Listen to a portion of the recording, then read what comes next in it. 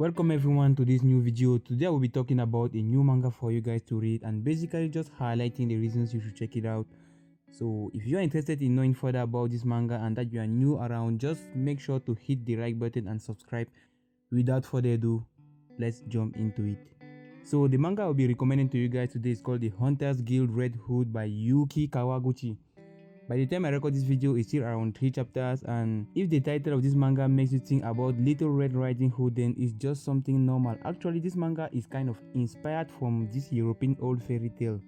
Before getting deep into the story of this manga, if you feel like the art style somehow resembles that of My Hero Academia, then you are right off the bat, because the author of this story is actually an assistant of Kohei Horikoshi, the mangaka of My Hero Academia. So the first chapter, named The Red Huntress, begins with this awesome beauty asking a boy if he has ever seen a dragon. Though the guy answers that dragons only exist in myths and fairy tales, she responds that they existed long time ago and that 500 years ago they were exterminated. For us audience, this is actually a hook that the authors kind of make us connect with the world he is bringing us into. This is some kind of introduction that will get our attention, but to be honest, what really gets my attention at the beginning of this story is nothing but wow. So our story begins in a tiny hamlet of Kasuka village, and in this village some of the people have been vanishing, leaving their clothes behind and a puddle of blood. This is when we are presented our energetic main character, Velu. Yeah, it's incredibly insane how the artwork here resembles that of MHA. So the village is currently in crisis, having lost all its hunters due to the werewolves, and Velu is aspiring in being a hunter so that he can protect everyone in the village. But the reality is that he's just a young boy, and even the adults were all killed by the werewolves. So these werewolves are presented to us as monsters that are capable of changing forms from humans to wolves and vice versa. There is actually no trigger to this transformation known, and all that's known about them is that from the moment that a werewolf tastes the human flesh, there is no turning back. The village is kind of cornered with all these attacks, and they don't find actually a solution than to quit the village.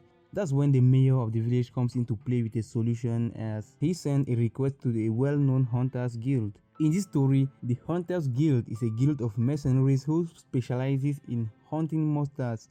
Though in the story they are viewed as money grubbers, they actually always accomplish their task. That's when we are presented our second main character, Grim, a little girl with a hood.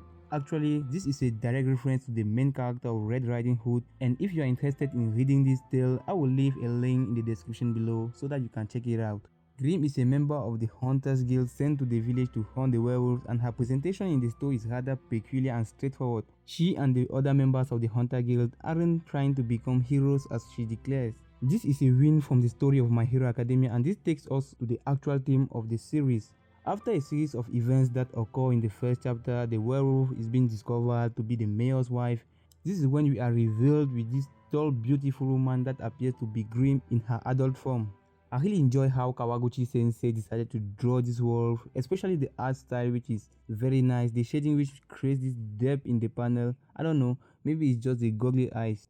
This scene with Velu and Grim fighting the wolf is a scene to be remembered because it describes to us how our main character Velu is. That is, we have the wolf kind of boasting around with his body attributes, and Grim asks Velu to help her defeat the wolf, and he is kind of lousy as he cries, explaining to her that he can't help, just kind of looking back to what the villagers were telling him back then. But Grim reassures him, kind of motivating him to get up, and just like in any other series where the main character tries to kind of degrade himself, that's basically the dynamic we have between Velu and Grim. And to be honest, seeing the relationship that the author is trying to set in place between these two characters, I can't help but kind of see a great potential into it, especially with the contrast between the two characters.